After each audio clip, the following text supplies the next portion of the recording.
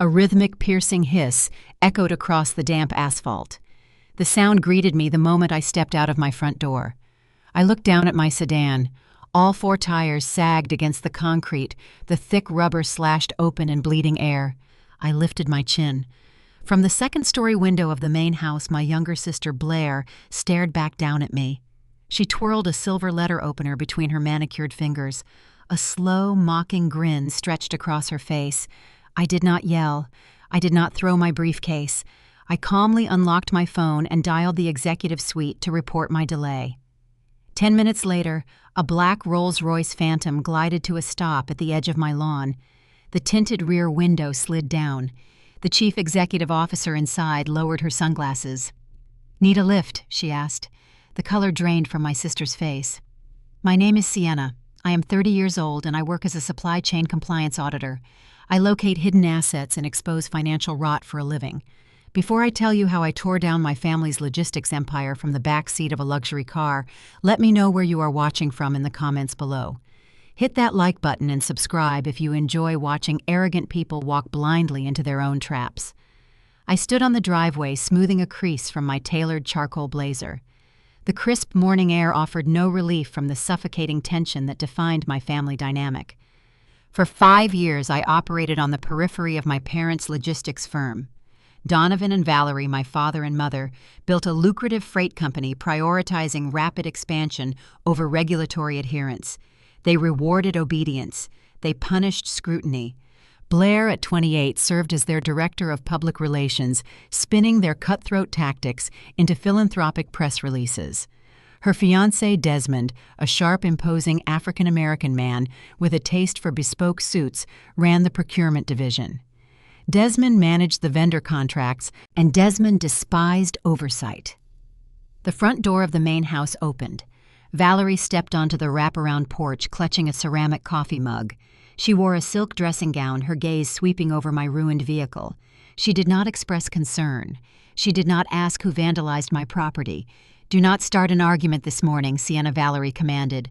Her voice carried the bored, dismissive tone she reserved for unruly contractors. "Blair is finalizing the seating charts for the wedding. She does not need your hostility. Walk to the intersection and catch the municipal bus. You are already going to be late." She took a sip of her coffee, turned her back, and reached for the brass door handle. "I am not taking the bus, Mother," I said. I kept my tone level and clinical. Valerie paused. She looked over her shoulder, irritated by the insubordination. "You will figure it out without disrupting this household." I already did. The deep, resonant purr of a V12 engine interrupted the quiet suburban street. A midnight black Rolls-Royce Phantom turned the corner, its polished chrome grille catching the morning sunlight. It did not merely drive, it prowled. The heavy vehicle eased to a halt directly in front of our mailbox, dwarfing my disabled sedan. Valerie froze on the porch step. Her coffee mug tilted, spilling a few drops of hot liquid onto the wooden planks. Upstairs, Blair pressed her hands against the window pane, the silver letter opener forgotten. The rear passenger door opened. A driver in a fitted uniform stepped out and held the handle. From the shadowy interior, Catherine Thorne emerged.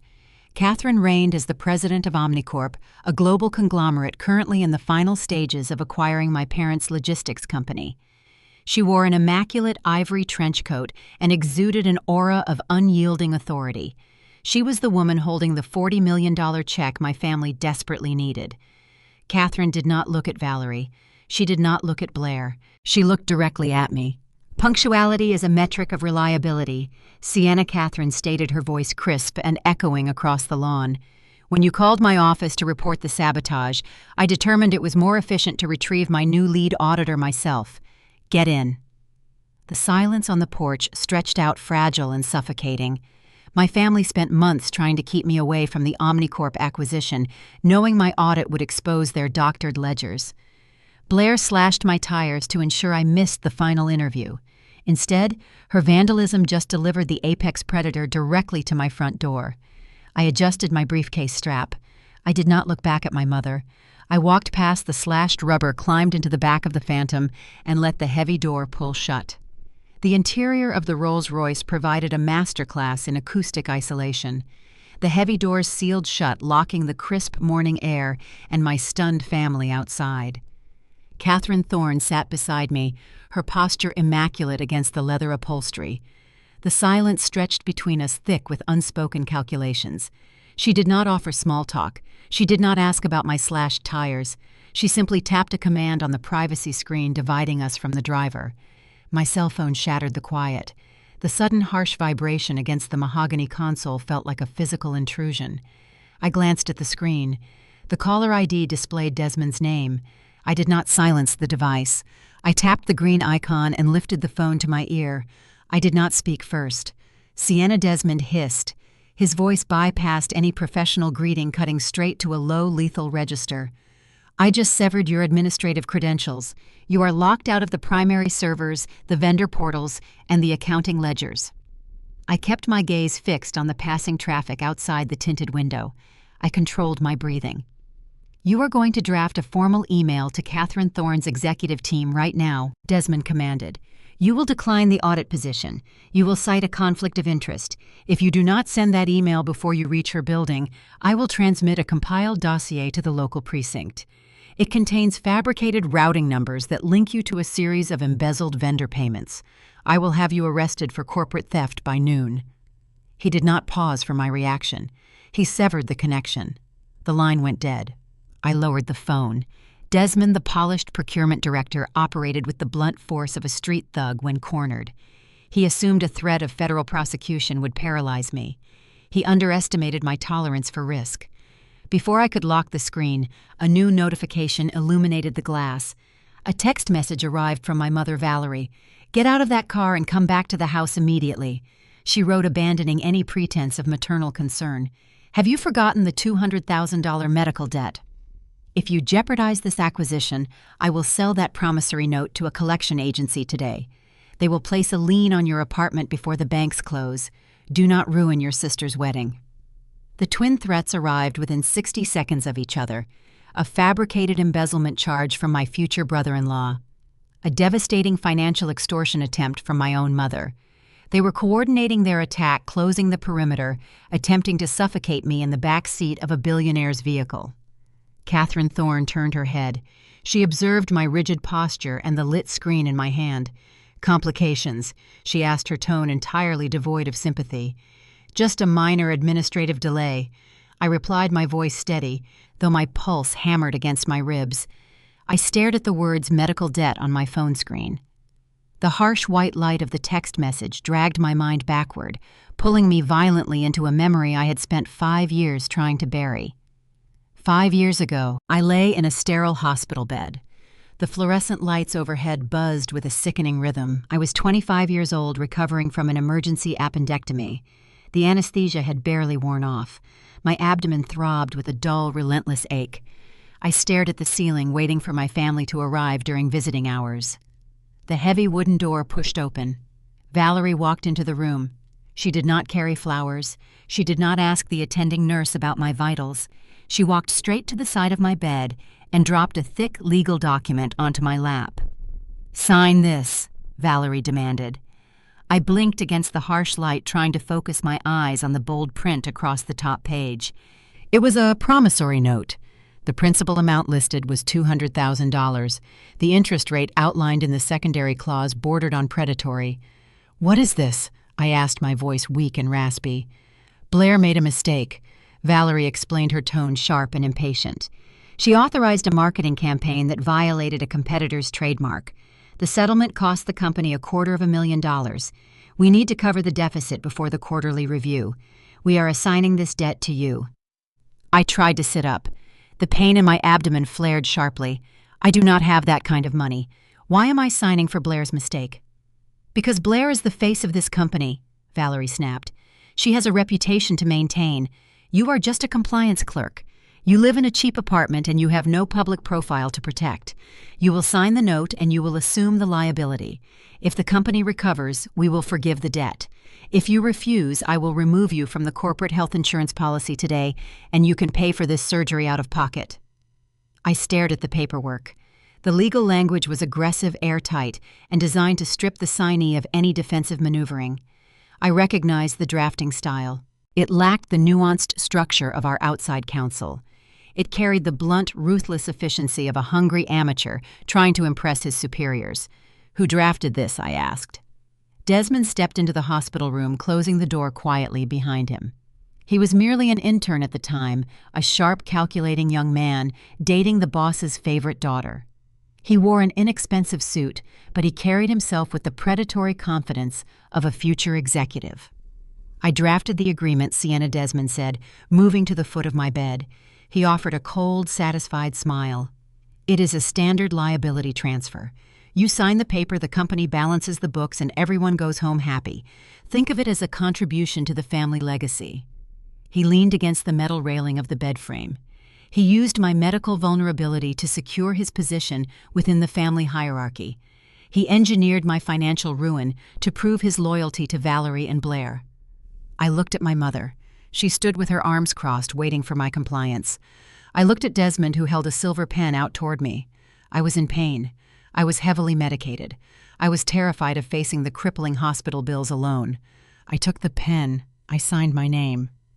The memory dissolved, bringing the immaculate leather interior of the Rolls-Royce back into sharp focus. The lingering phantom pain in my abdomen vanished, replaced by a cold, absolute clarity. 5 years ago, they used a hospital bed and a predatory contract to break me. Today, they believed they could use the same tactics to stop an audit. They assumed I was still the frightened 25-year-old girl willing to absorb their failures. They were wrong. I looked down at the text message from my mother. I looked at the missed call notification from Desmond. They thought they were holding a gun to my head. They did not realize they had just handed me the exact coordinates of their own destruction.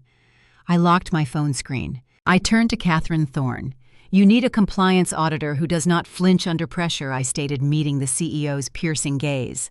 "My family's executive team just threatened me with a fabricated embezzlement charge and a fraudulent medical debt collection to prevent me from entering your building." Catherine did not display shock. A faint, approving smile touched the corners of her mouth. "And what is your proposed countermeasure?" she asked. "I am going to walk into your boardroom," I said, "and I am going to tear their $40 million acquisition apart piece by piece." The Rolls-Royce glided smoothly onto the highway, accelerating toward the Omnicorp headquarters. The extortion attempts did not paralyze me. They merely provided the final burst of momentum required to initiate the execution. The Rolls-Royce descended into the subterranean VIP parking garage of the Omnicorp headquarters. The concrete structure echoed with a heavy industrial silence. I followed Catherine Thorne out of the vehicle and into a private glass-enclosed elevator. The digital display blinked rapidly as we ascended 50 floors in less than 30 seconds. The doors opened directly into the executive suite.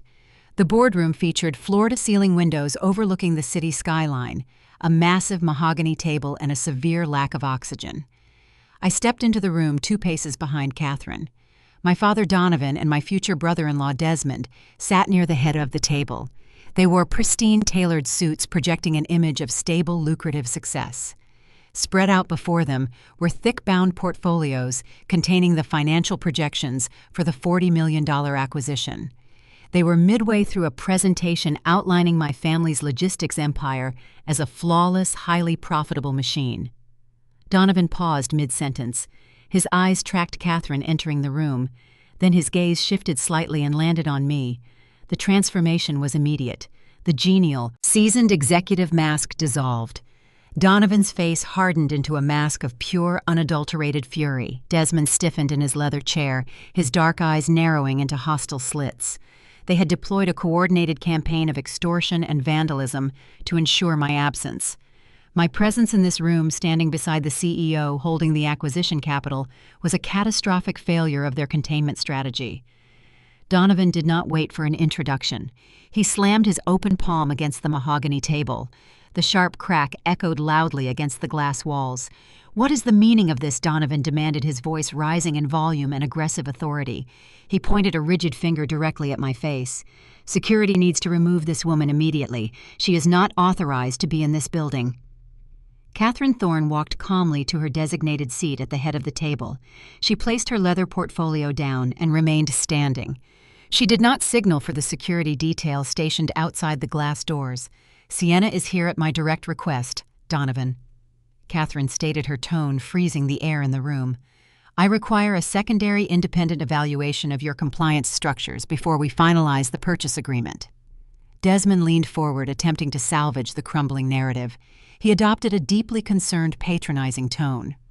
Ms. Thorne, with all due respect, you are not getting an independent evaluation, Desmond said, gesturing toward me with feigned pity. Sienna has been struggling with severe mental instability for months. She is currently heavily medicated for erratic behavior. She harbors deep, irrational resentments against this family. Bringing her into this negotiation is a liability to your acquisition process. She is not competent to review these ledgers. He wielded the accusation like a scalpel, attempting to dissect my professional credibility in front of the most powerful woman in the room. I used the classic tactic of the cornered fraudster. Discredit the auditor before the audit begins.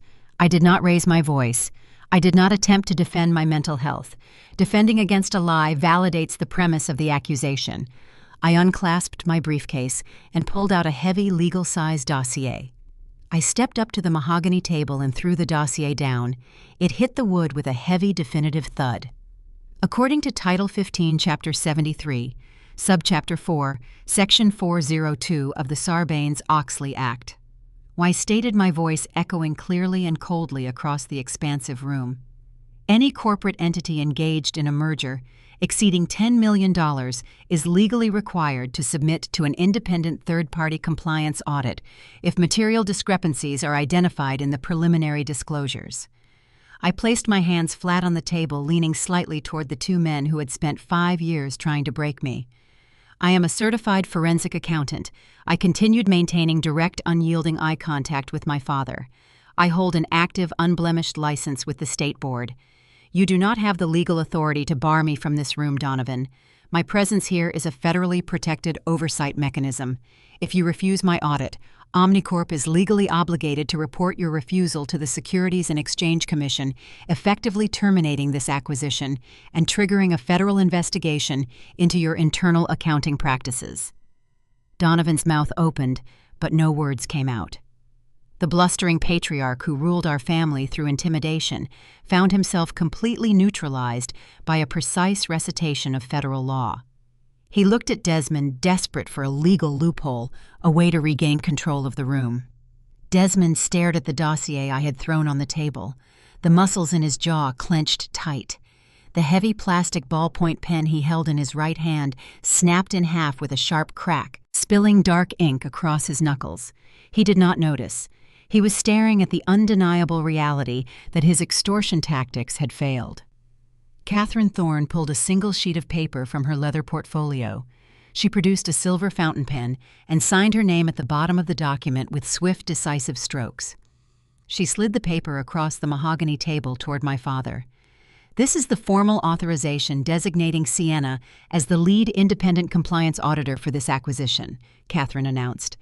Her findings will determine whether I authorize the release of the $40 million capital transfer. You will grant her absolute unrestricted access to your physical servers, your vendor contracts, and your offshore routing protocols.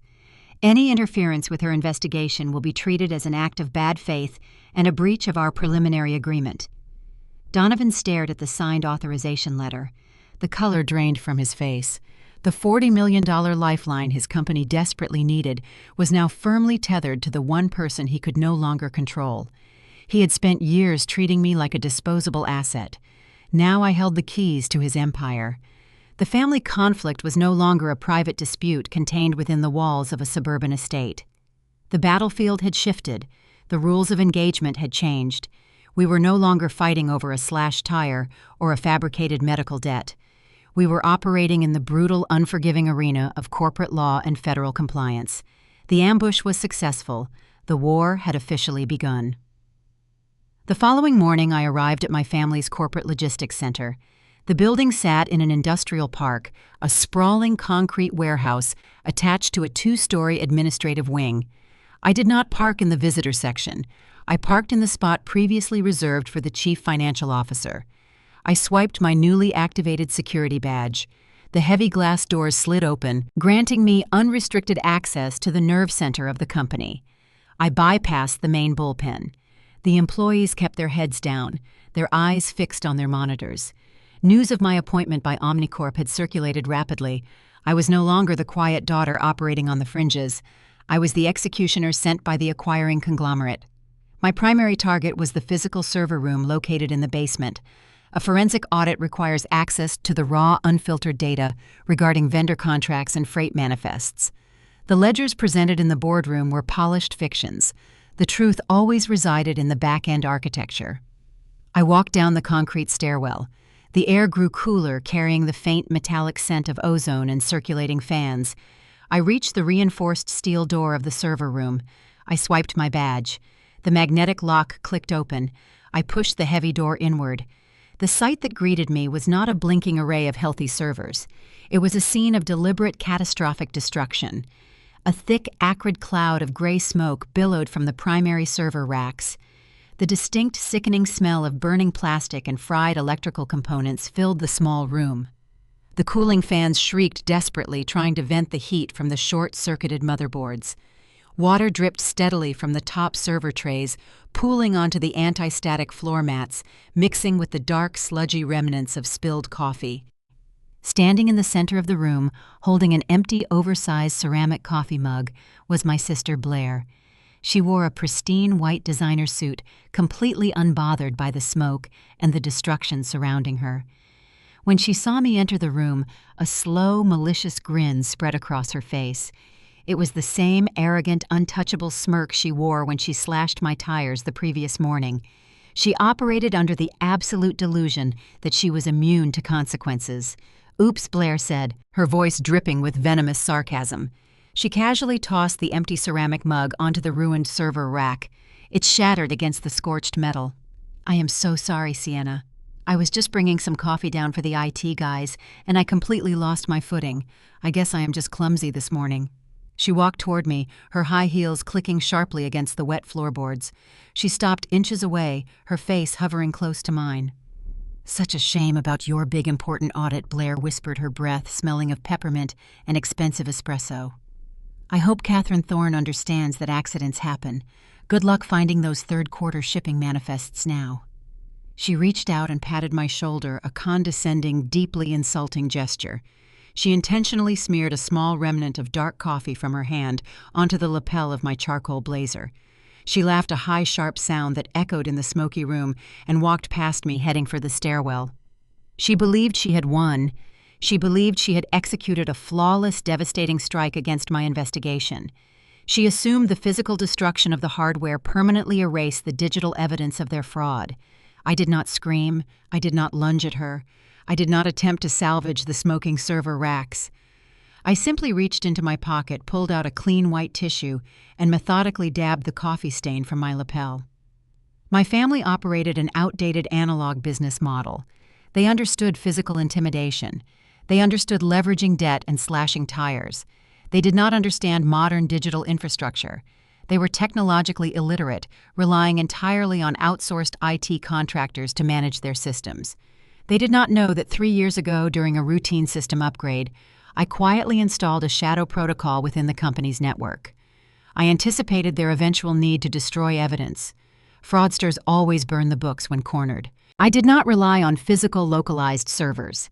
Physical hardware is vulnerable to fire theft and deliberate coffee spills. I had engineered an automated, decentralized backup system. Every single invoice, every shipping manifest, and every internal email was instantly duplicated and encrypted using a blockchain protocol. The data did not sit in the basement of this building. It was distributed across a secure global network of nodes, completely immune to localized physical sabotage. The smoking wreckage in front of me was entirely meaningless. The servers Blair had just destroyed contained nothing but empty mirrored shells. The actual damning evidence of their logistics fraud was sitting safely in the cloud, waiting for my decryption keys. I looked at the shattered ceramic mug and the fried motherboards. Blair had not destroyed my audit. She had simply provided me with undeniable physical proof of spoliation of evidence, a severe federal offense. She thought she was erasing a paper trail. In reality, she had just handed me the rope I needed to hang her. I turned around and walked out of the server room, leaving the smoke to clear on its own. I had a clean blazer in my car, and I had a cloud server to access. The destruction of the hardware was merely a temporary inconvenience. The digital reckoning was entirely intact, and it was about to drop like a hammer. I relocated to a secure glass-walled conference room on the second floor, far above the acrid smoke of the ruined basement. I connected my laptop to a cellular hotspot, bypassing the company's compromised internal network entirely. The encryption keys to the blockchain ledger required a dual authentication process. I entered the sequence, and the clean, uncorrupted data flooded my screen. A forensic audit is not a search for missing money. It is a search for the narrative the missing money creates. I focused my analysis on the procurement division Desmond's domain. The initial ledgers displayed a predictable rhythm of inbound electronics shipments from overseas manufacturers, followed by outbound deliveries to domestic retail partners. The anomaly appeared in the third quarter projections exactly where I expected it. I isolated a specific series of high-value shipments, pallets containing premium microprocessors and specialized medical-grade optics. According to the official inventory logs presented to Omnicorp, these shipments were flagged as damaged in transit upon arrival at our central warehouse. The protocol for damaged goods required a write-off and a return to the manufacturer. The blockchain ledger told a vastly different story. I tracked the corresponding bill of lading numbers. The shipments never returned to the manufacturers. Desmond altered the routing codes manually. Once the goods were classified as damaged and written off the official corporate balance sheet, he diverted the physical freight to a secondary undocumented warehouse near the commercial port. From there, the trail went offshore. Desmond was exporting the stolen electronics to a shell company registered in Nassau, Bahamas. The corporate entity was listed as Apex Global Solutions. The company possessed no functional website, no employee roster, and no domestic tax footprint. It was a classic blind drop. Desmond was siphoning millions of dollars in premium inventory, claiming the loss against my family's company, and selling the stolen goods on the international black market through the Bahamian shell. He was not just inflating revenue projections. He was operating a massive systematic theft ring right under my father's nose. And based on the sheer volume of the diverted freight, the operation had been running for at least 18 months. I highlighted the routing tables. I captured the digital signatures authorizing the diversions. Every single fraudulent transfer bore Desmond's unique employee identification code. The evidence was pristine, chronological, and entirely damning. I prepared to route the compiled data packet to the Omnicorp legal team. The heavy glass door to the conference room swung open without a knock. My mother Valerie stepped into the room. She did not carry a coffee mug this time. She carried a single cream-colored document folder. Her face was set in a rigid, unforgiving mask. She locked the glass door behind her and pulled the blinds down, sealing us inside the small space. She walked directly to the conference table and slapped the folder down onto the glass surface. I did not look at the folder immediately. I looked at her. I saw the desperate, calculated cruelty in her eyes. She was a woman cornered by the impending collapse of her carefully curated empire, willing to sacrifice anything to maintain the illusion of success. "I am ending this investigation right now," Sienna Valerie stated, her voice dropping to a low, lethal register. She flipped the folder open. Resting inside was the original notarized copy of the medical promissory note I had signed 5 years ago in my hospital bed. The ink was faded, but the crippling financial liability it represented was entirely active. "You are going to log into your portal," Valerie commanded, tapping a manicured finger against the promissory note, "and you are going to draft a formal clearance report for Catherine Thorne. You will certify that this company's financial ledgers are completely accurate and free of any material discrepancies. You will approve the acquisition, and you will walk away." I stared at the document. The $200,000 principal amount sat glaringly at the top of the page. The predatory interest clauses drafted by Desmond were clearly outlined in the dense legal text below. And if I refused to falsify a federal audit, I asked, maintaining a calm, even tone despite the sudden crushing pressure in my chest. "If you refuse," Valerie hissed, leaning across the table, "I will sell this debt to a third-party collection agency specializing in aggressive asset seizure within the next hour." They will place an immediate lien on your apartment. They will garnish your wages. They will completely destroy your credit rating, and they will drag you into civil court for the next decade." She paused, letting the threat settle into the quiet room. "Do not ruin your sister's wedding, Sienna. Do not humiliate this family. Sign the clearance report. My mother was weaponizing a fraudulent medical debt, a debt incurred to cover her favored daughter's catastrophic mistake, to force me into committing federal corporate fraud. She was demanding I protect the very man who was actively robbing her husband's company blind, simply because that man was engaged to Blair. She valued the aesthetic of a high society wedding over the survival of her own business and the freedom of her eldest daughter. The extortion was absolute. The pressure was designed to suffocate me, to force a frantic, panicked surrender. They expected me to break under the combined weight of financial ruin and maternal betrayal. I looked at the promissory note. Then I looked back at my laptop screen, where the irrefutable evidence of Desmond's black market smuggling ring sat perfectly compiled on the blockchain ledger. I did not reach for the folder. I did not draft the clearance report.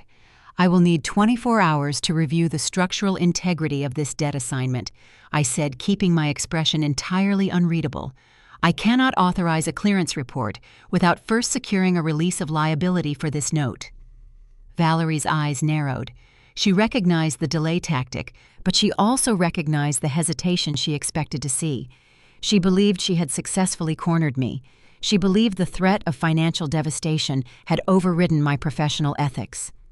"You have until tomorrow morning," Valerie snapped, closing the folder and pulling it back toward her chest. "If I do not have a signed clearance report on my desk by 9 o'clock, the collection agency receives the note.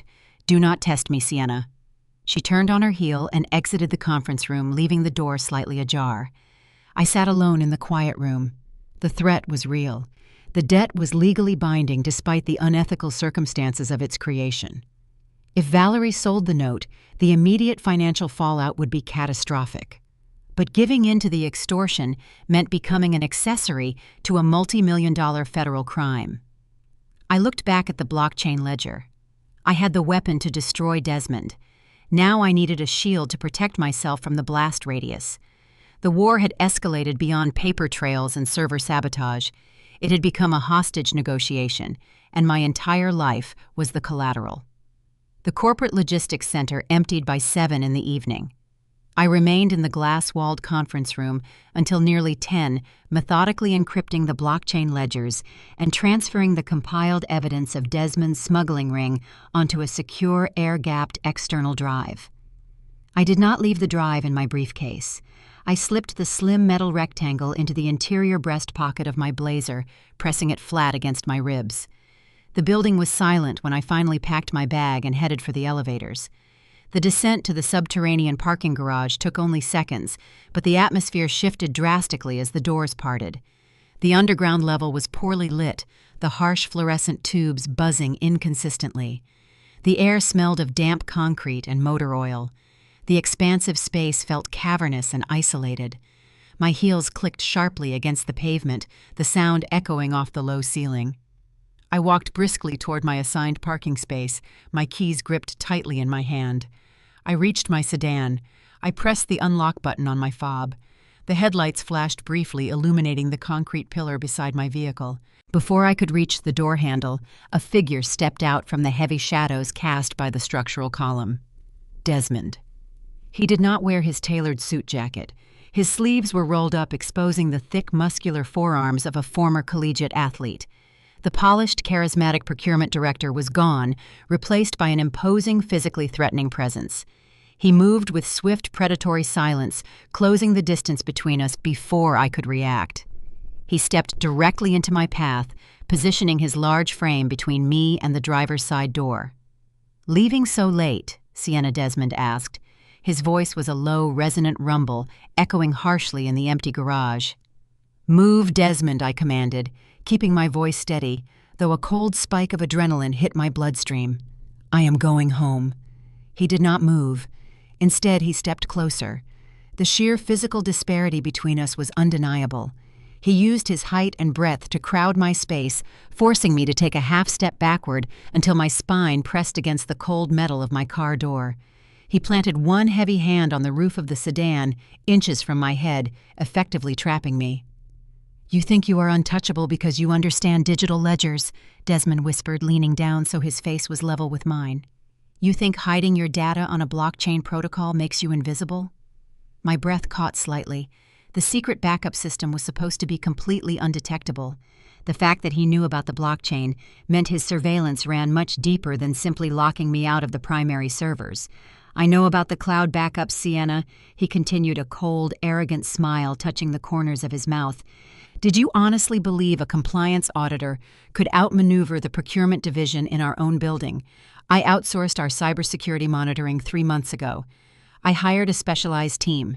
Black hat contractors who do not ask questions and do not leave fingerprints." He leaned in closer. I could smell the sharp scent of expensive cologne mixed with the metallic tang of adrenaline. "They are inside your personal network right now," he hissed. "While you were sitting upstairs thinking you had me cornered, they bypassed your firewalls. They have access to your laptop, your private servers, and your email clients." I maintained absolute stillness. I did not attempt to push him away. Physical resistance would only escalate the violence. I locked my eyes onto his, refusing to show the panic he was trying to elicit. "You cannot delete a blockchain ledger," Desmond, I stated flatly. "The data is immutable. I do not need to delete the ledger," he replied, his smile widening into something genuinely sinister. "I just need to destroy the credibility of the auditor presenting it." He reached into his pocket and pulled out his smartphone. He held the screen up to my face. A video file was playing on a loop. It was high-definition footage of me sitting in a restaurant booth I recognized, sliding a thick manila envelope across the table to an executive from a rival logistics firm. The executive opened the envelope, revealing stacks of $100 bills. The lighting, the facial expressions, the fluid movements, it looked entirely authentic. But it never happened. "It is incredible what deepfake technology can achieve these days," Desmond noted, locking the screen and sliding the phone back into his pocket. "The rendering is flawless. The audio profile matches your voice pitch perfectly. It is a masterpiece of digital assassination." He lowered his arm from the roof of my car, but he did not step back. "You have exactly 24 hours to submit a formal letter of resignation to Catherine Thorne." Desmond ordered, his voice dropping to a lethal whisper. "You will cite personal health issues. You will abandon this audit permanently. If you do not resign by tomorrow night, that video will appear on the desk of every senior executive at Omnicorp. It will be leaked to the State Accounting Board. I will ensure you never work in corporate compliance again, and you will spend the next 5 years defending yourself against federal bribery charges." He stepped back, adjusting the cuffs of his shirt, restoring his polished facade in an instant. "Do not test me, Sienna," he warned, turning to walk away into the shadows of the garage.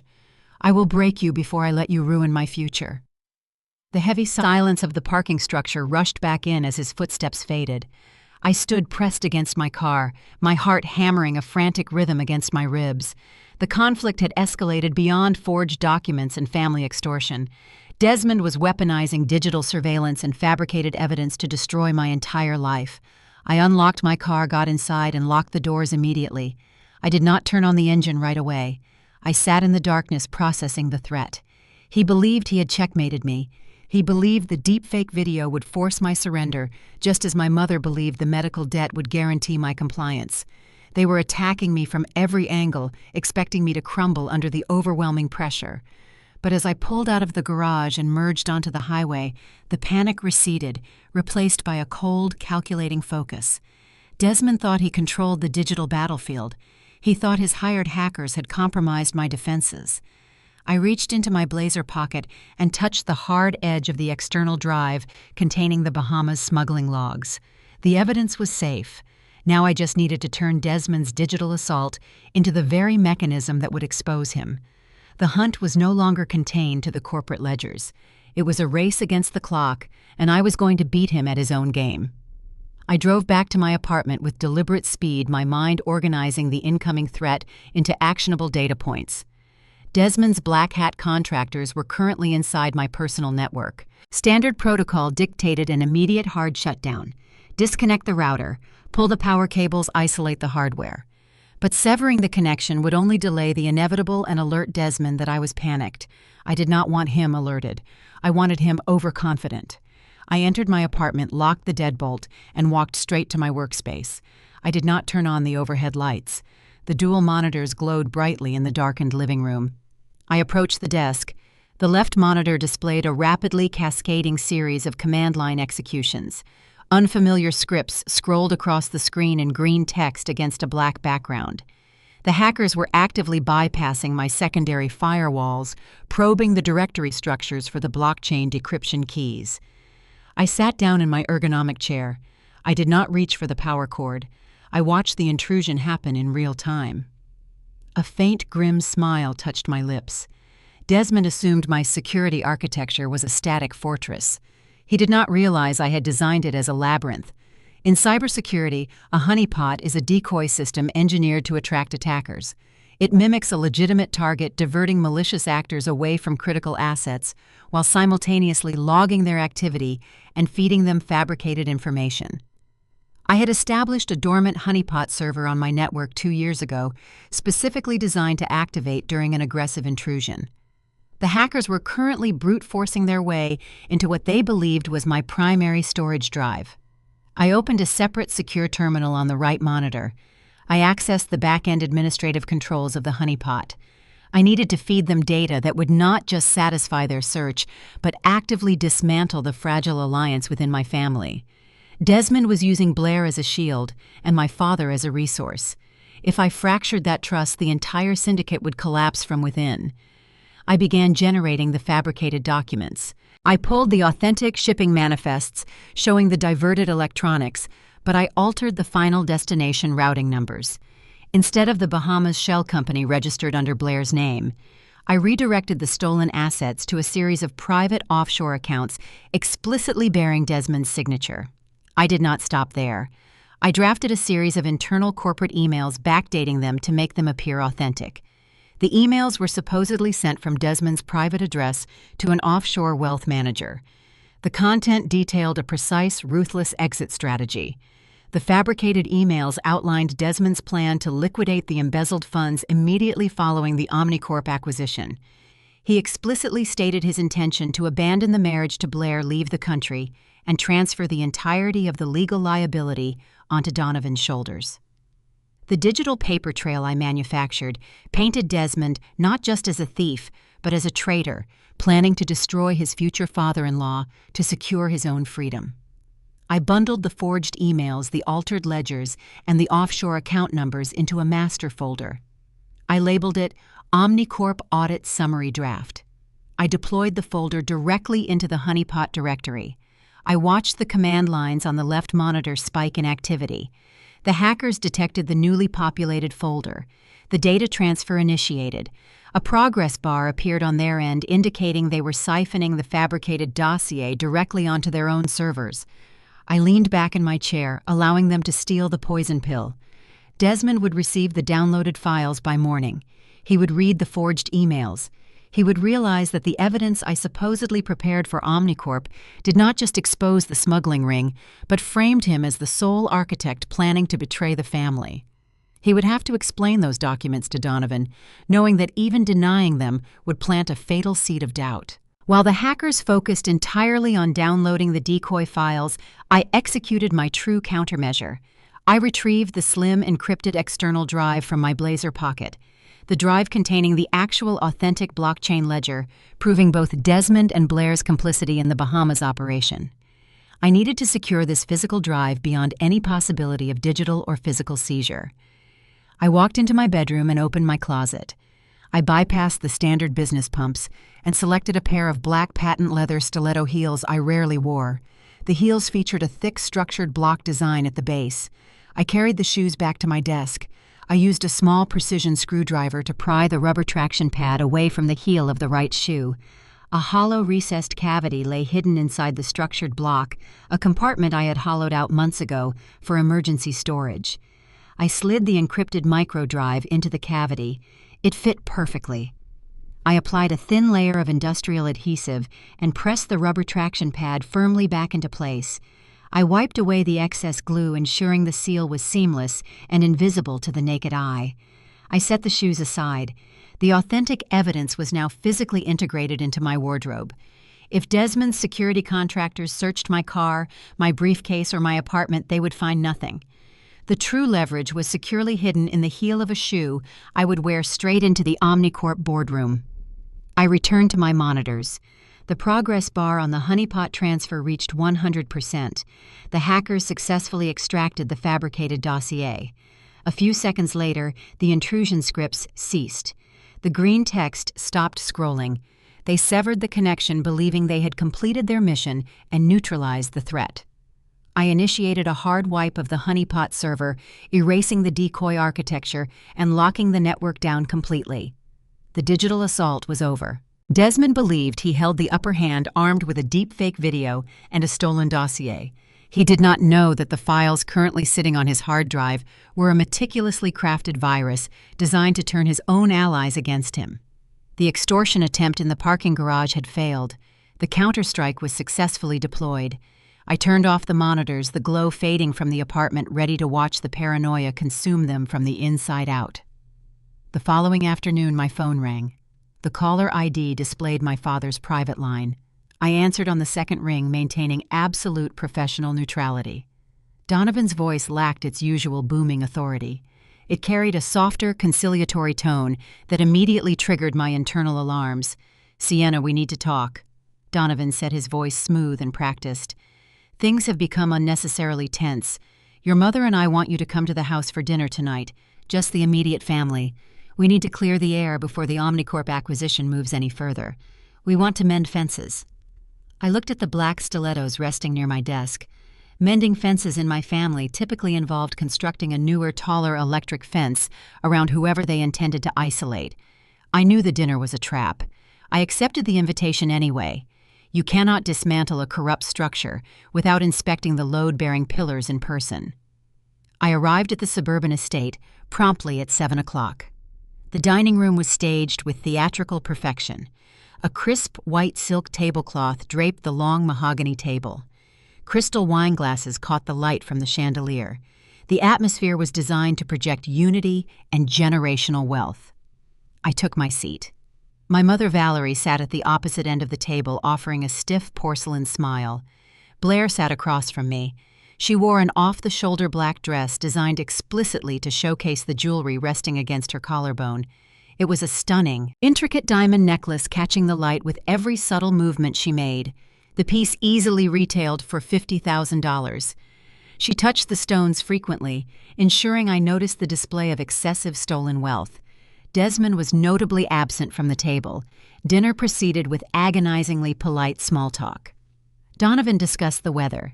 Valerie discussed the caterer for the upcoming wedding. Nobody mentioned slashed tires, server fires, or the looming Omnicorp audit. It was a masterclass in psychological compartmentalization. As the plates were cleared for dessert, the performance abruptly ended. Donovan reached into the inner breast pocket of his suit jacket. He withdrew a single crisp rectangular slip of paper.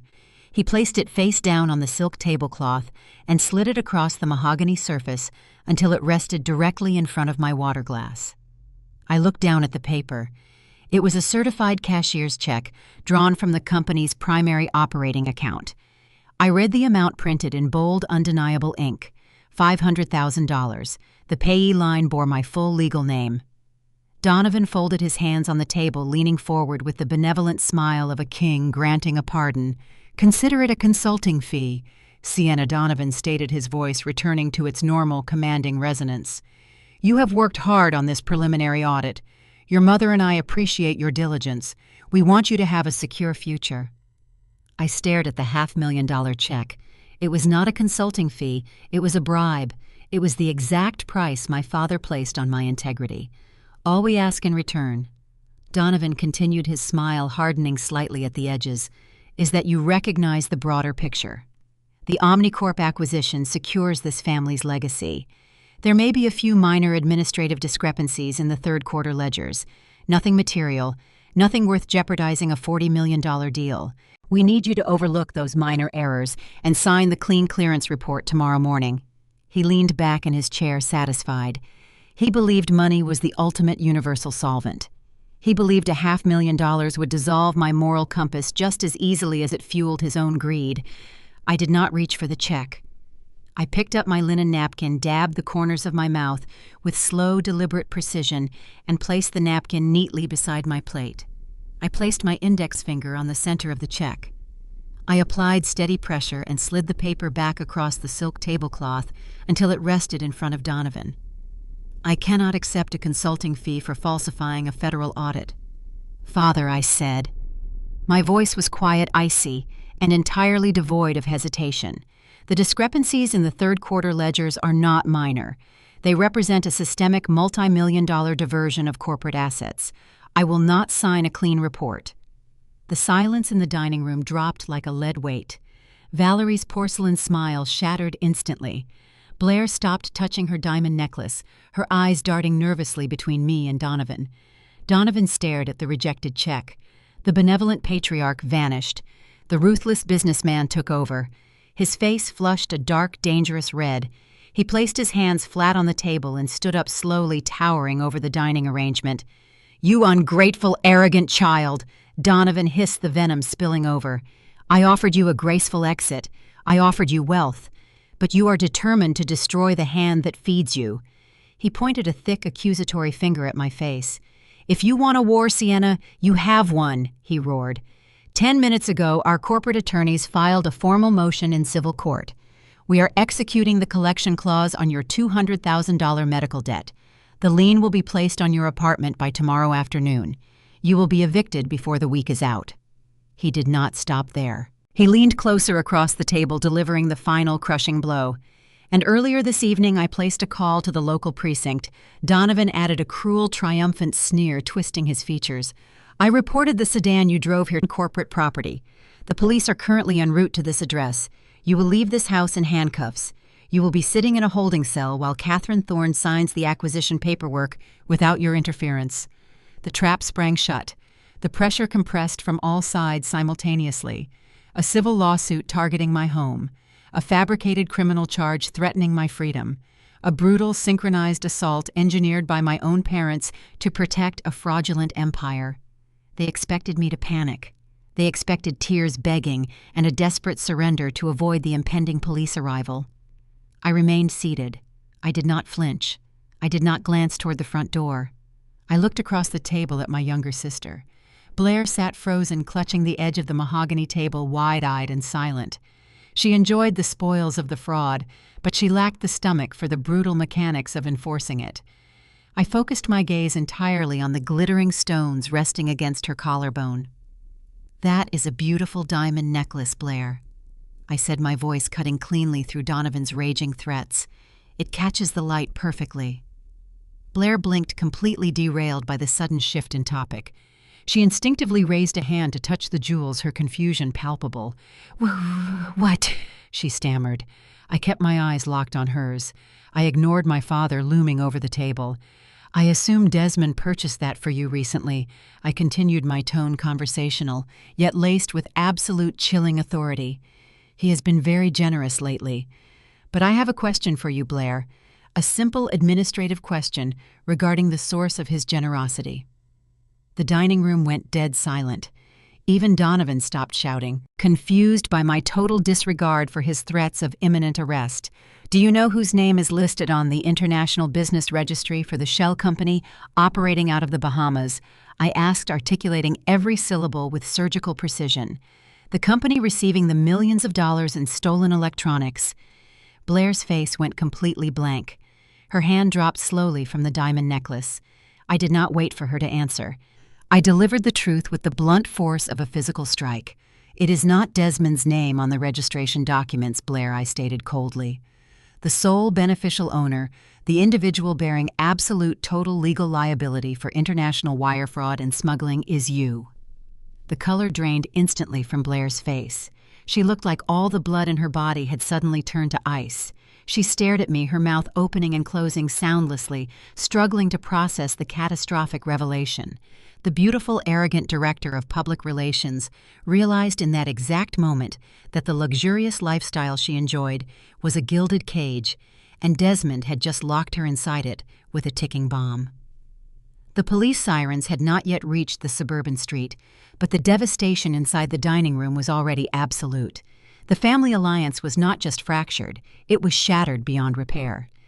I sat calmly in my chair watching the realization of their own destruction wash over their faces. The fallout from the dining room confrontation did not result in my arrest.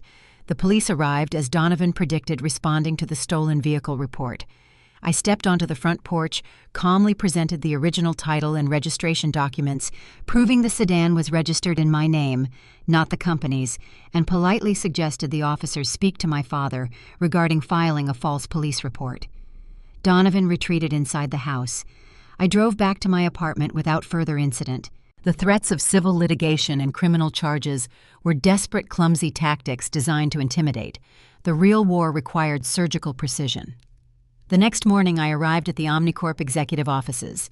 Catherine Thorne granted me access to a secure, isolated workspace adjacent to her own suite. I bypassed my compromised personal network and utilized Omnicorp's encrypted systems to dig deeper into the offshore architecture. I pulled up the corporate registry files for Apex Global Solutions, the Bahamian shell company, receiving the diverted electronics shipments. Unmasking beneficial ownership in a tax haven requires navigating a labyrinth of legal obfuscation. Desmond relied on layers of anonymity, utilizing local proxy directors and nominee shareholders to hide the true architect of the fraud. However, international banking compliance laws, specifically the Know Your Customer protocols implemented after global anti-money laundering crackdowns, mandate that financial institutions identify the ultimate beneficial owner before opening corporate accounts. I cross-referenced the Bahamian registry data with a leaked database of offshore banking records I accessed through a secured forensic portal, the documents rendered on my high-definition monitor. I zoomed in on the signature page of the Master Incorporation Agreement. Desmond's name did not appear anywhere on the filings. He was entirely absent from the corporate structure. He held no board seat. He owned no shares. He possessed no legal authority within Apex Global Solutions. The sole beneficial owner, the individual bearing absolute legal and financial liability for the entity, was listed clearly in bold black ink: Blair Donovan. I stared at my sister's signature on the incorporation documents. It was not a forgery. The penmanship matched her distinctive looping cursive perfectly. I cross-referenced the date of incorporation. It coincided exactly with a luxury vacation Blair and Desmond took to Nassau 18 months ago, a romantic getaway that Desmond secretly utilized to establish the smuggling infrastructure under her identity. The revelation was chilling in its absolute calculated cruelty. Desmond did not just spoil Blair with expensive diamond necklaces and designer wardrobes out of misguided affection. He was purchasing her compliance and utilizing her vanity as a shield. He engineered the entire multi-million-dollar operation to ensure that if the federal authorities ever breached the offshore anonymity, the devastating legal consequences would bypass him entirely and annihilate his fiancée. Blair was not just the face of the company's public relations. She was the designated fall guy for a massive international criminal enterprise. Desmond intended to drain the corporate assets, secure the Omnicorp acquisition capital, and vanish, leaving Blair to face the FBI and a 20-year federal prison sentence for wire fraud and smuggling. I printed the incorporation documents. I laid the pages flat on the polished conference table. I had the weapon necessary to completely destroy my sister. For years, Blair had mocked my career, slashed my tires, and actively participated in my emotional and financial subjugation. She stood in the server room and laughed as she destroyed what she believed was my hard work. She reveled in my humiliation. The easiest path was silence. I could hand the documents directly to the federal investigators and watch Blair take the fall. The justice system would process her without mercy, and I would be entirely justified in allowing it to happen. It would be a flawless, devastating revenge. I sat in the quiet office, tracing the outline of her signature with my pen. Revenge is an emotional reaction. Justice is a structural correction.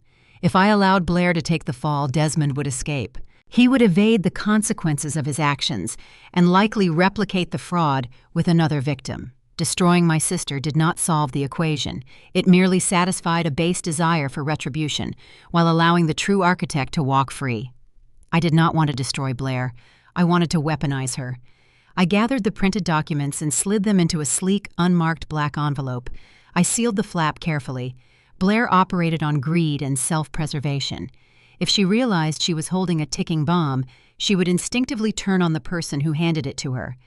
I needed to shatter the illusion of her perfect relationship and force her to recognize the lethal reality of her situation. I checked my calendar. Today was Friday. Tomorrow afternoon, Blair's extravagant bridal shower was scheduled to take place at the Four Seasons Hotel downtown. The event would be packed with her elite social circle, a curated audience of influencers and high society friends. It was the perfect stage to deliver a message she could not ignore. I tucked the black envelope into my briefcase. I did not intend to bring a wrapped gift or a polite smile to the bridal shower. I was bringing a mirror, and I was going to force my sister to look directly at the monster she was preparing to marry. The internal collapse of their alliance was the key to securing the final victory. The Phantom Corporation was no longer a secret.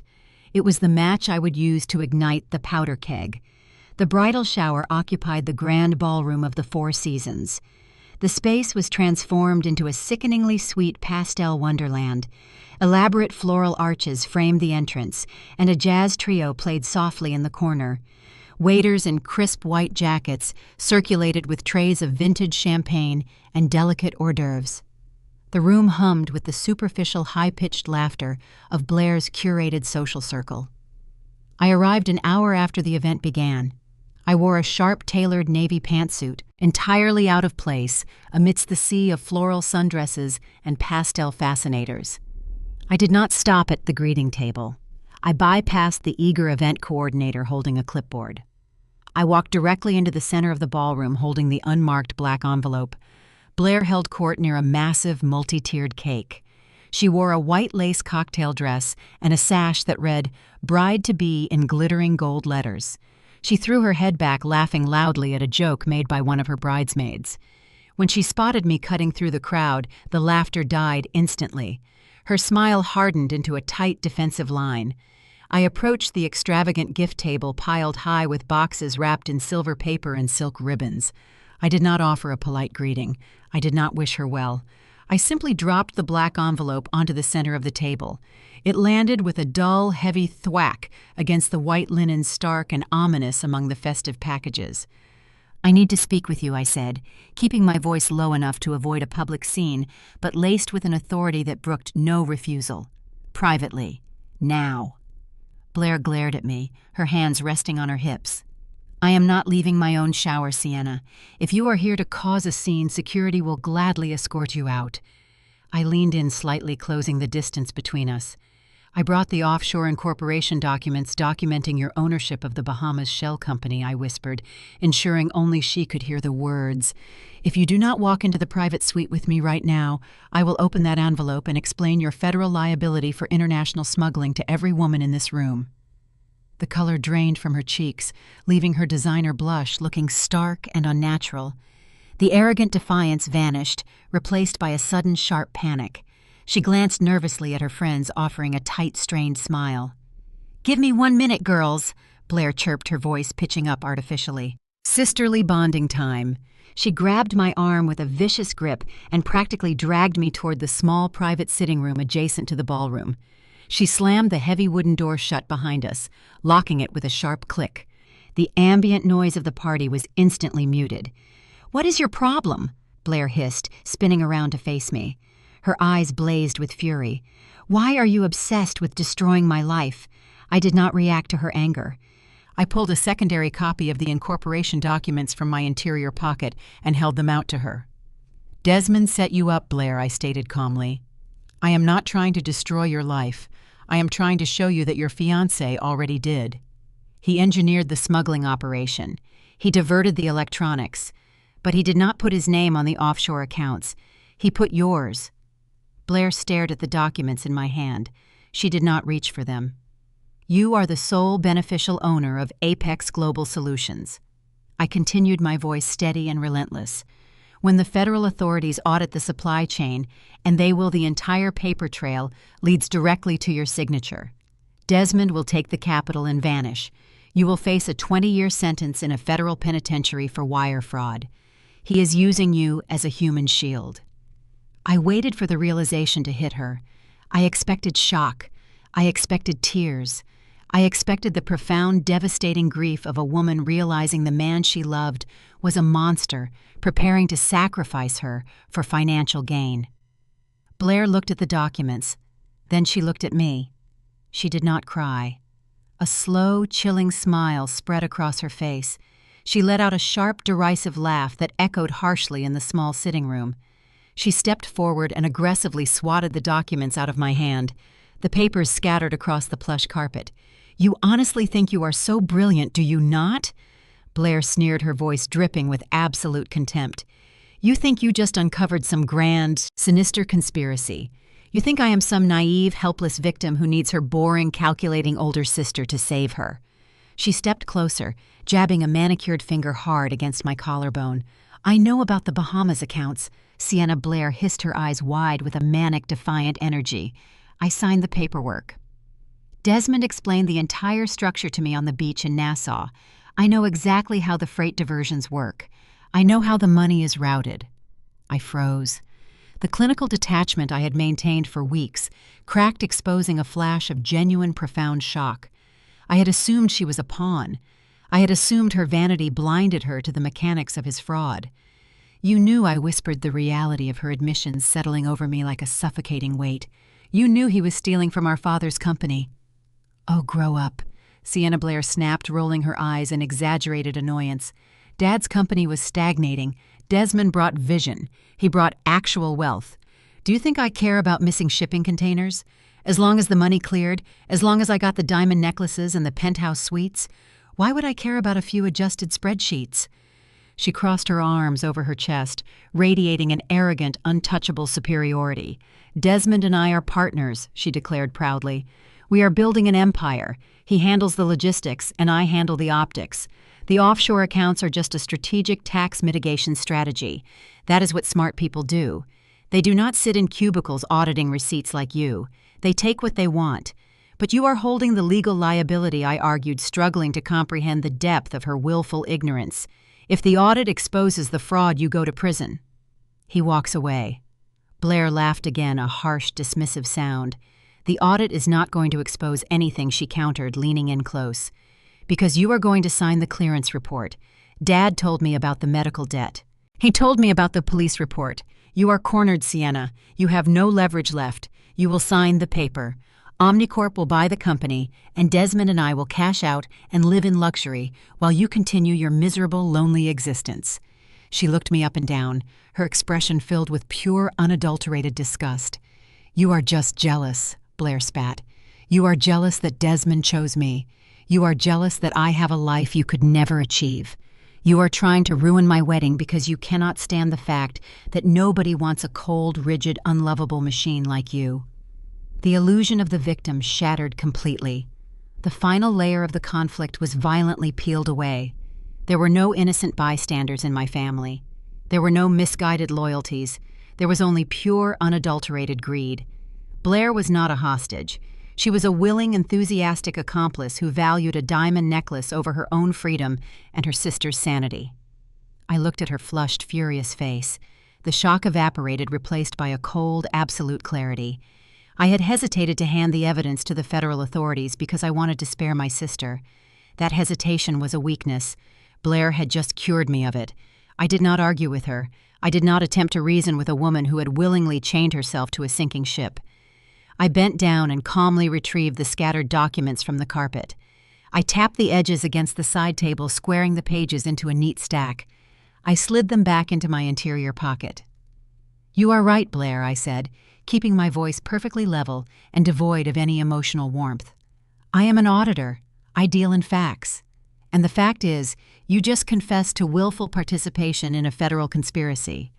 I turned and unlocked the heavy wooden door. "Enjoy the champagne," I added, not looking back.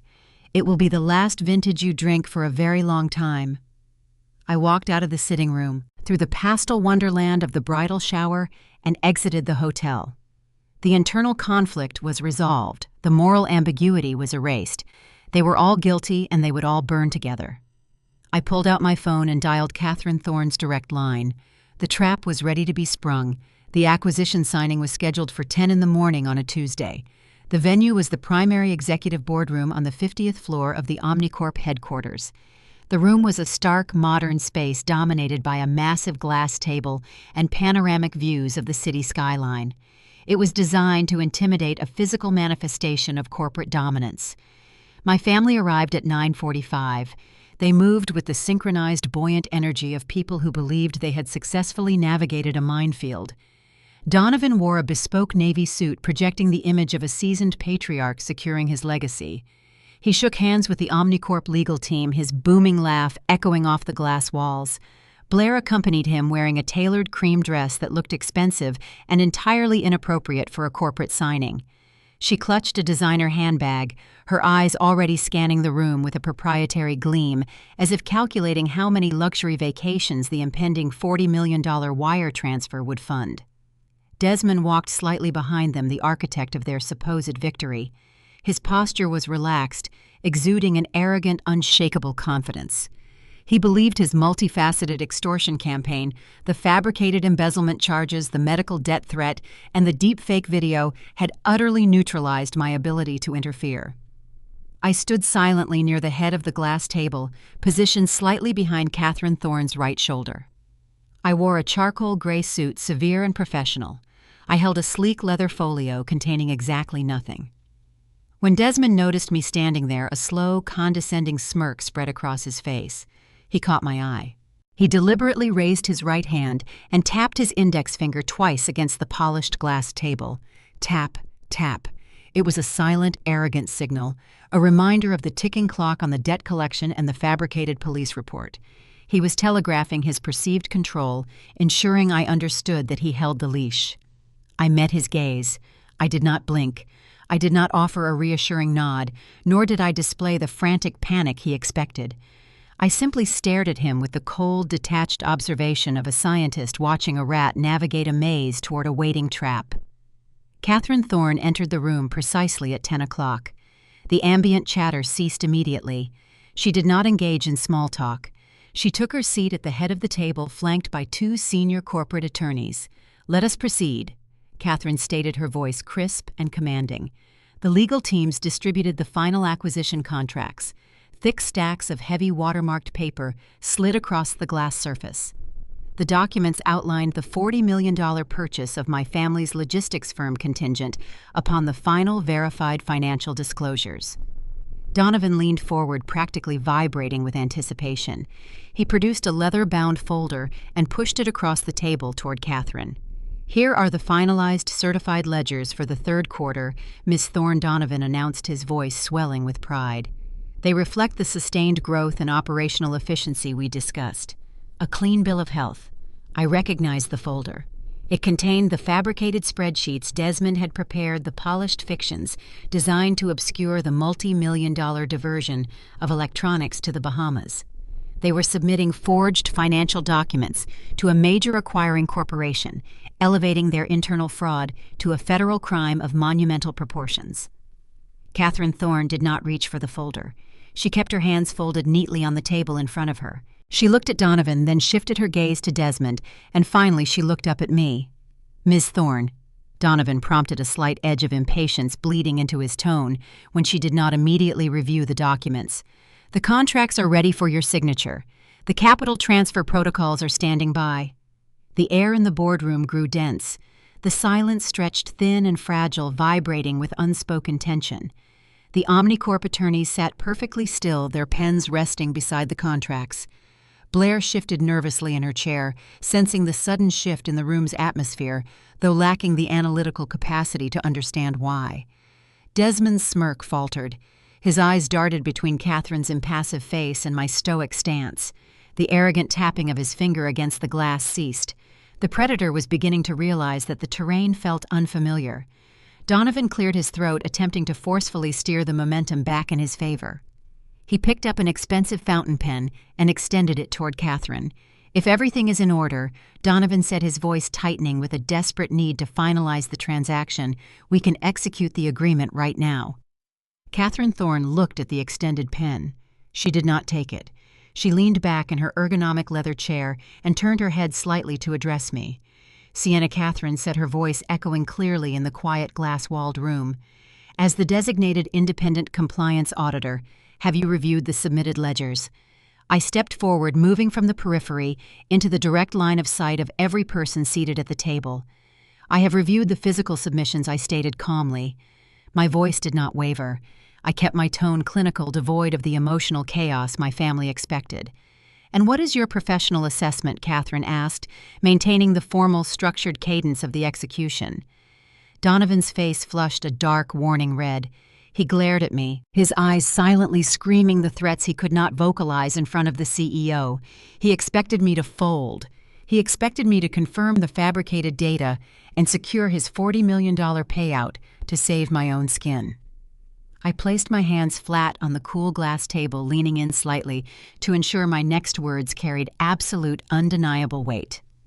"My professional assessment," I said, looking directly into Desmond's panicked eyes, "is that the ledgers provided by this executive team are a comprehensive, meticulously fabricated fiction designed to conceal a multi-million-dollar international smuggling operation." The silence that followed was absolute. It was the sound of a $40 million illusion shattering upon impact with the truth. The bomb was armed, the fuse was lit, and the detonation was imminent. Catherine Thorne picked up the heavy Mont Blanc fountain pen Donovan had extended across the glass table. She held the expensive instrument between her thumb and forefinger, examining it for a brief suspended moment.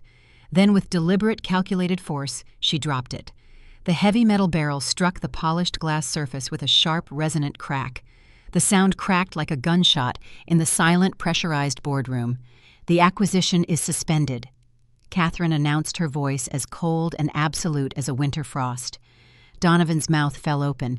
His hand, still outstretched toward the center of the table, trembled visibly. The $40 million deal he had counted on to save his legacy evaporated with the clatter of a dropped pen. I did not wait for the ensuing outburst. I moved swiftly toward the integrated projection system positioned at the far end of the boardroom. I did not carry a laptop.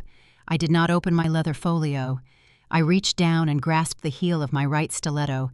With a firm, practiced twist, I unlatched the hollow compartment I had engineered into the thick, structured block.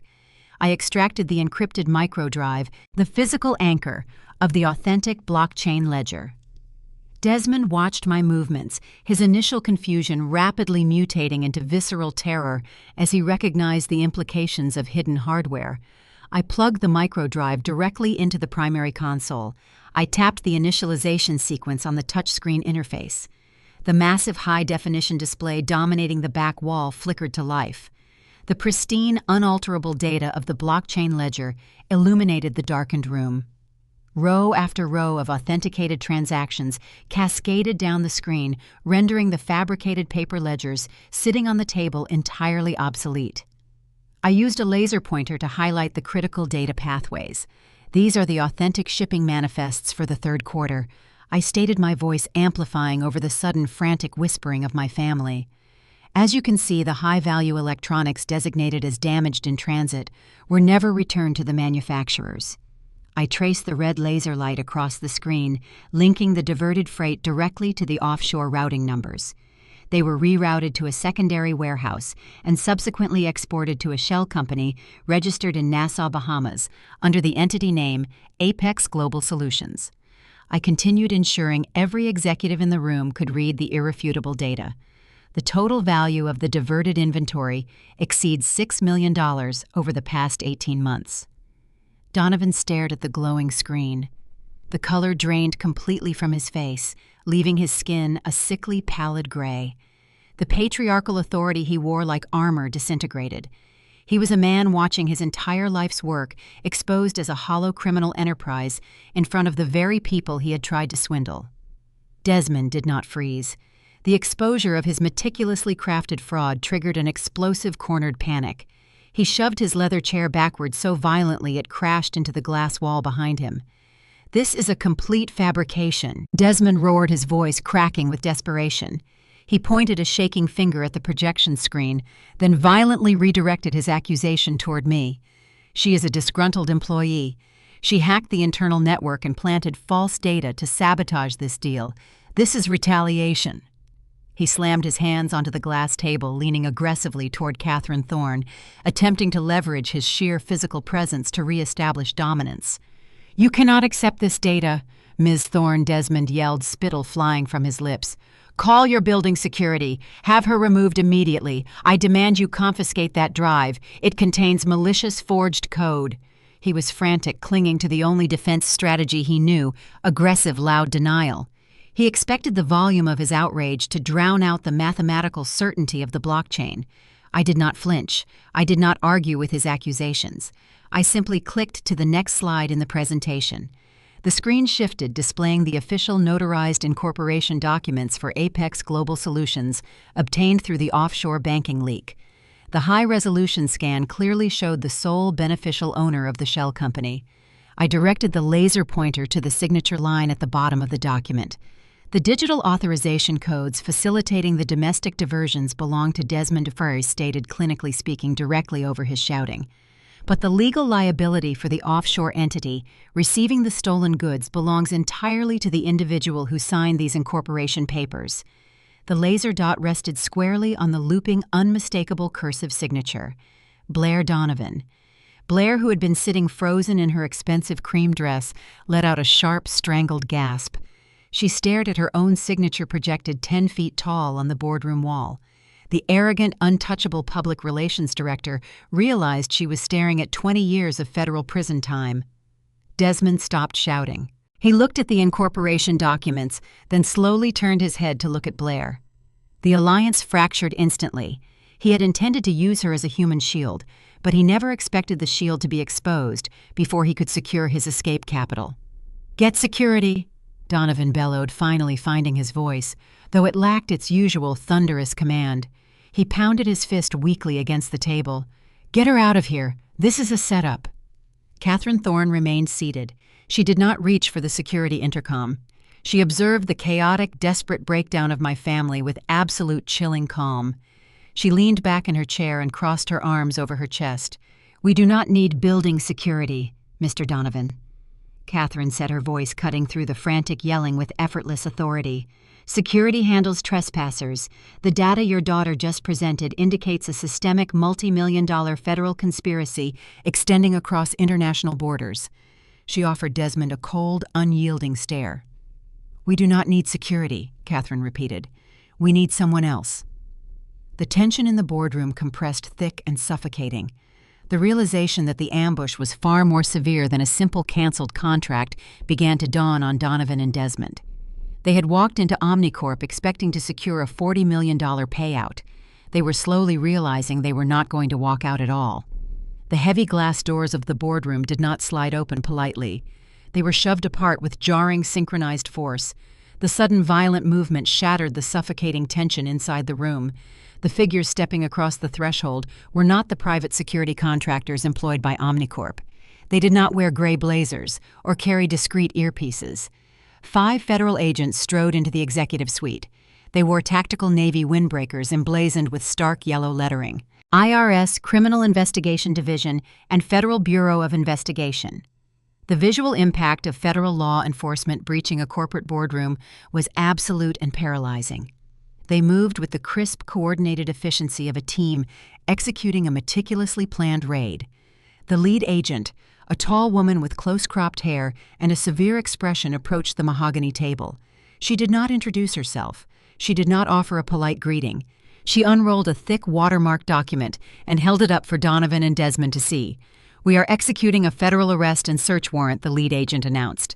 Her voice boomed through the quiet room, carrying the unmistakable weight of absolute legal authority. "We are seizing all physical documents, digital hardware, and personal communication devices present in this room."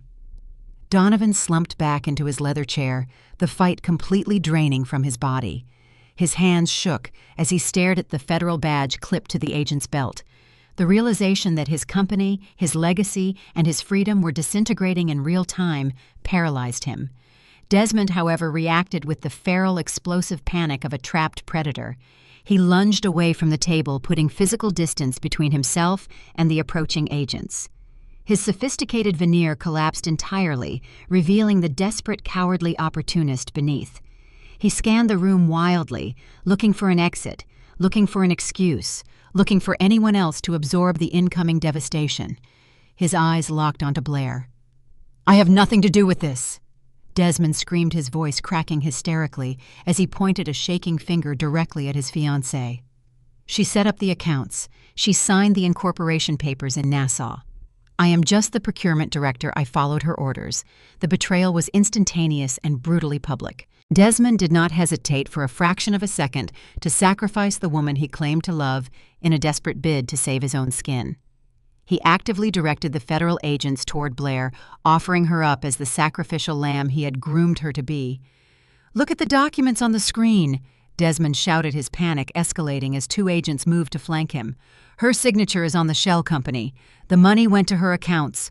Arrest her. She is the mastermind."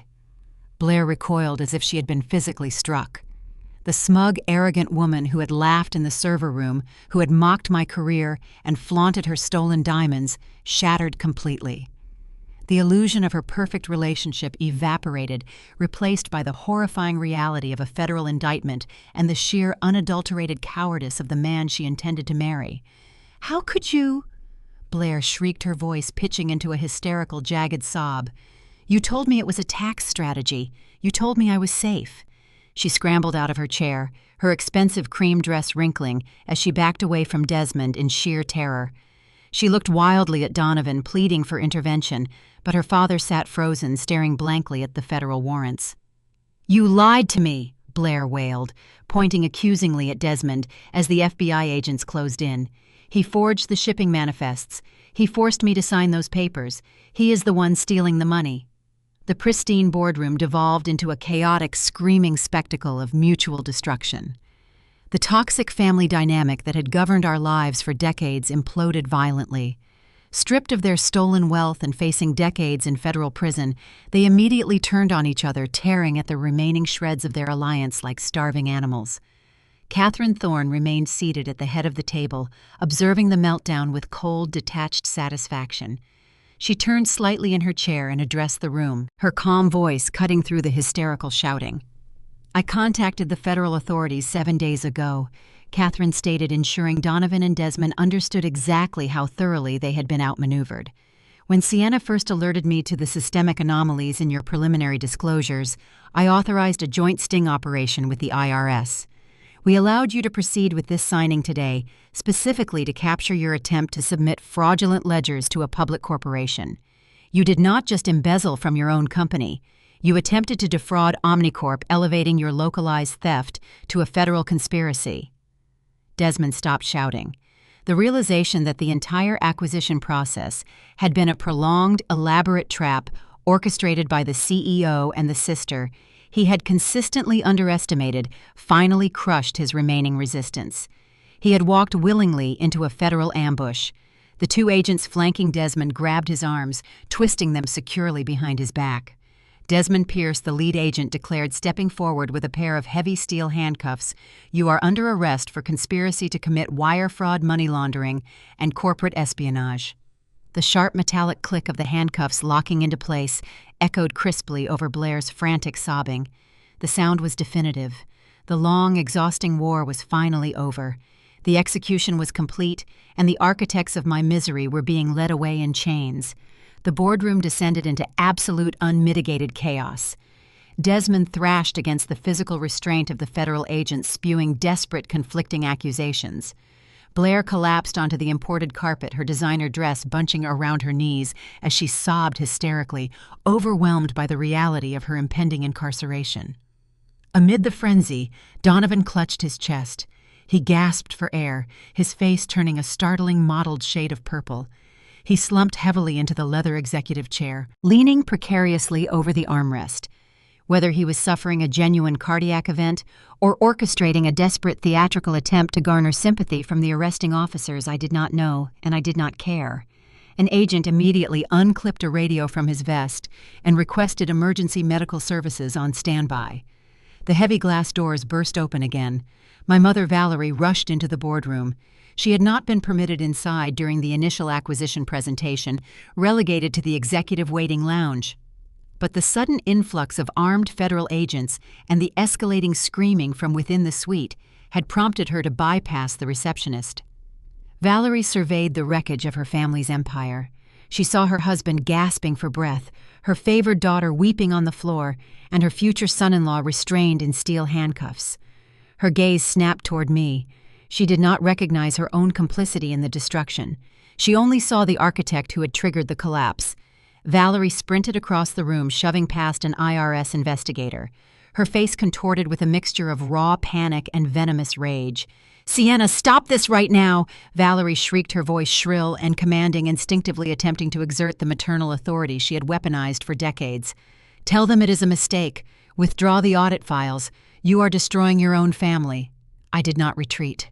I stood my ground, my posture perfectly rigid against the glass conference table. I watched my mother resort to her standard operating procedure. When intimidation failed, she pivoted to emotional manipulation.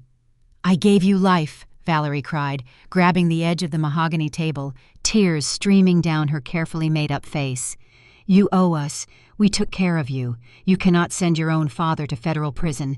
Please, Sienna, drop the charges." I remained entirely silent. I observed her frantic performance with clinical detachment. When the emotional appeal yielded no reaction, Valerie resorted to her final, most desperate weapon. She reached into her expensive leather handbag and pulled out the original notarized promissory note. The $200,000 medical debt she had used to extort me just 48 hours prior. She held the document up, shaking it aggressively in my direction. "If you do not call off these agents right now, I will execute this lien." Valerie threatened, her voice dropping to a vicious, hissing whisper, desperately hoping the federal officers would not overhear the ongoing extortion. "I will call the collection agency from this room. I will have you evicted from your apartment before the sun sets. I will ruin you, Sienna." She believed she still held a loaded gun. She did not realize the ammunition had been quietly removed while she was planning a wedding. I did not raise my voice. I did not attempt to snatch the promissory note from her trembling hand. I simply reached inside the interior pocket of my charcoal blazer. I extracted a heavy cream-colored legal folder. It bore the embossed crimson seal of the Omnicorp Legal Department. I placed the folder flat onto the glass table and slid it smoothly across the polished surface until it rested directly in front of Valerie. "Read it," I commanded. My voice was low, resonant, and absolute. Valerie stared at the embossed folder. Her breathing was ragged and uneven. She looked at me then, down at the document, hesitant to accept the incoming data. Slowly, her trembling fingers opened the cover. The document inside was a formal deed of assignment and release of liability. When I finalized the parameters of the sting operation with Catherine Thorne last week, I explained maintaining direct, unyielding eye contact with my mother. Omnicorp's corporate acquisition team ran a comprehensive background check on my financial standing to ensure I held the necessary security clearance for a merger of this magnitude. I tapped my index finger against the glass table, emphasizing the finality of the statement.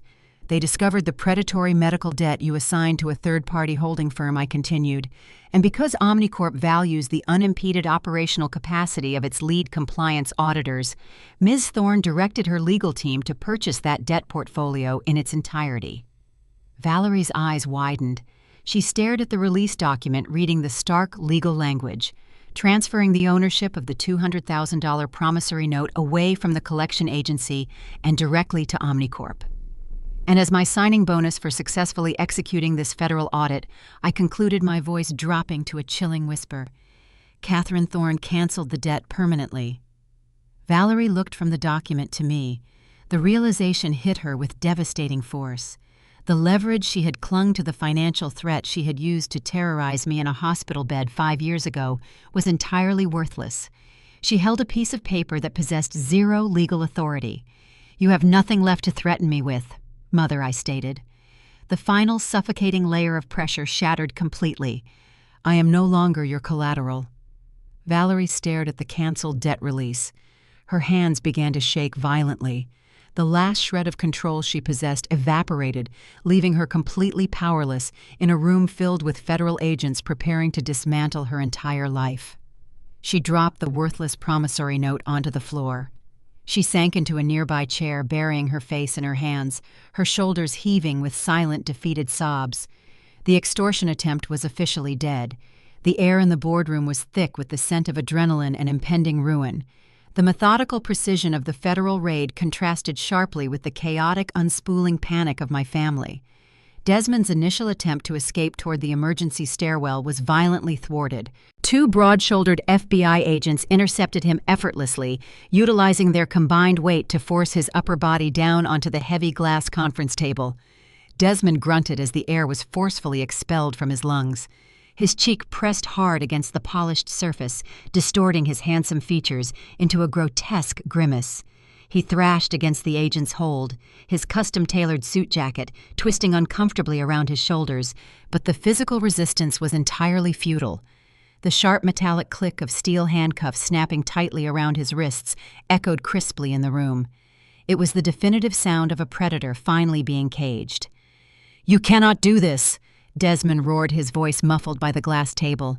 "My legal team will have these charges dismissed before sunset. This is an illegal seizure." The agents ignored his frantic declarations. They hauled him roughly to his feet, securing his arms behind his back. The arrogant, polished venture capitalist who had cornered me in the parking garage, threatening to destroy my career with deepfake videos and cyber attacks, was reduced to a sweating, desperate suspect being prepped for federal transport. Across the room, Blair's hysterical sobbing escalated into a hyperventilating panic attack. A female agent approached her, maintaining a stern professional distance. The agent produced a small laminated card from her tactical vest and began reading in a clear, authoritative tone. "Blair Donovan, you are under arrest for conspiracy to commit international wire fraud and tax evasion," the agent stated, reciting the Miranda rights with practiced efficiency. "You have the right to remain silent. Anything you say can and will be used against you in a court of law." Blair extended her hands outward, trembling so violently her heavy diamond necklace rattled against her collarbone. Her meticulously applied makeup was entirely ruined, running down her cheeks in dark, jagged streaks. She looked wildly at Valerie, silently begging her mother to intervene to deploy some hidden leverage to magically rewind the clock and restore her status as the untouchable golden child. But Valerie remained slumped in her chair, staring blankly at the floor, completely immobilized by her own defeat. The female agent secured the handcuffs around Blair's wrists.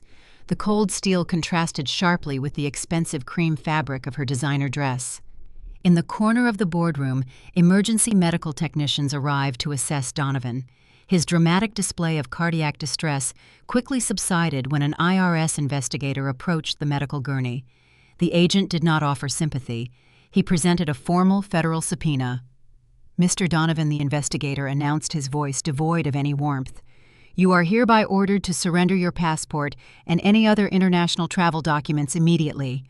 You are considered a material witness and a person of interest in an ongoing federal tax evasion investigation regarding your company's offshore logistics routing. You are restricted from leaving the state limits pending further questioning." Donovan stared at the subpoena. The color drained from his face once again. The $40 million acquisition he desperately needed to salvage his failing logistics empire was permanently canceled. His company's assets were frozen. His chosen successor was in handcuffs. His legacy was entirely destroyed. I stood near the head of the glass table, positioned safely outside the perimeter established by the federal agents. I did not cross my arms defensively. I did not shrink back against the wall. I stood with my spine straight, maintaining a posture of relaxed, absolute control.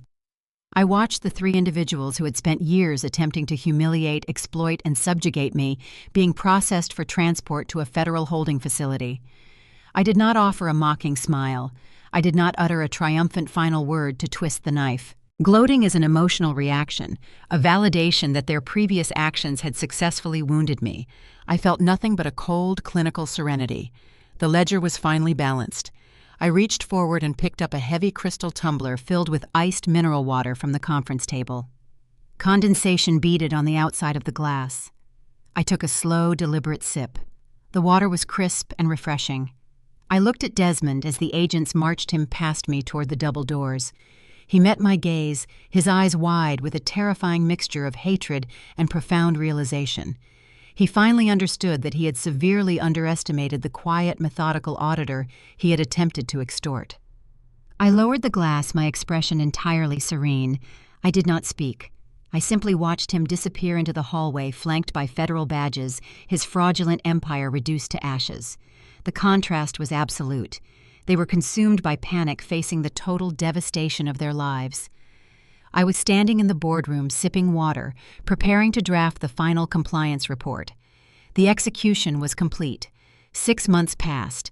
The federal justice system moves with a slow, grinding efficiency when dismantling corporate fraud. The logistics company my father built, the company he leveraged to demand my absolute obedience, was entirely liquidated. The physical warehouses, the fleet of transport vehicles, and the remaining commercial contracts were auctioned off to satisfy the massive tax penalties levied by the Internal Revenue Service. Donovan and Valerie were forced into personal bankruptcy, their sprawling suburban estate foreclosed upon by the primary lender. They currently rent a modest 2-bedroom apartment on the outskirts of the city, their social standing completely eradicated. The high society wedding Blair desperately craved was permanently canceled. She and Desmond did not exchange vows in a cathedral. They exchanged their designer clothing for standard-issue federal jumpsuits. They are currently navigating the pre-trial discovery phase, facing multiple counts of international wire fraud, money laundering, and conspiracy. The federal prosecutors offered no leniency, given the volume of the diverted assets and the irrefutable nature of the blockchain evidence. I provided legal analysts predict they will each serve a minimum of 15 years in a federal penitentiary. I sit in my corner office on the 60th floor of the Omnicorp headquarters. The space features floor-to-ceiling windows overlooking the financial district, a sprawling mahogany desk, and a heavy glass door bearing my new title, Vice President of Corporate Compliance. Catherine Thorne recognized the tactical precision of the sting operation. I did not ask for a promotion. I presented the results, and the board approved the advancement unanimously. I look out over the city's skyline, watching the endless stream of traffic navigate the concrete arteries below. The chaos of my family's collapse feels distant now, categorized and filed away like a closed audit. For years, I believed surviving a toxic family dynamic required constant defensive maneuvering. I believed I had to argue, explain, and justify my existence to people who viewed my competence as a threat and my loyalty as a resource to be mined. I spent countless nights agonizing over their casual cruelty, wondering how to earn respect from individuals fundamentally incapable of granting it. I was wrong. Do not waste your energy attempting to reason with people committed to misunderstanding you. Do not exhaust your emotional reserves screaming at individuals who view you merely as a pawn on their chessboard. Narcissists and fraudsters thrive in emotional chaos. They use your anger, your tears, and your desperate need for validation as leverage to maintain control. When you find yourself cornered by manipulation, silence is your most lethal weapon. Do not cry. Do not explain. Do not engage in hysterical screaming matches designed to make you appear unstable. Retreat to the shadows and build your case. Gather the data. Secure the ledgers. The sweetest revenge is not executed with a raised voice. It is executed with absolute clinical precision. You do not need to destroy their lives with your own hands. You simply need to draft the contract, step back, and allow their own insatiable greed to sign the death warrant. Let their arrogance blind them to the trap. Let their hunger for power drive them directly into the federal ambush. You just need to ensure the ink is dry before you drop the pen. If you are currently navigating a family structure that attempts to exploit your labor and diminish your worth, I want you to remember this. They can slash your tires. They can threaten your credit rating. They can attempt to sabotage your professional reputation. But they can never confiscate your intellect. Your competence is the one asset they can never touch.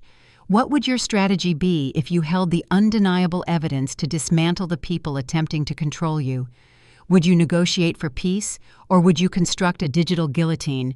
Leave your tactical approach in the comments below. I read every single one, and if you are currently surviving a system designed to keep you small, stop fighting for a seat at a table that plans to serve you for dinner. Build your own table. Thank you for spending your time with Hazel Tells Stories. If this narrative gave you the blueprint to recognize the manipulation in your own life, drop a comment below and share your next move. Hit that subscribe button, turn on notifications, and remember, the truth always leaves a paper trail. There is another corporate execution waiting in the next story.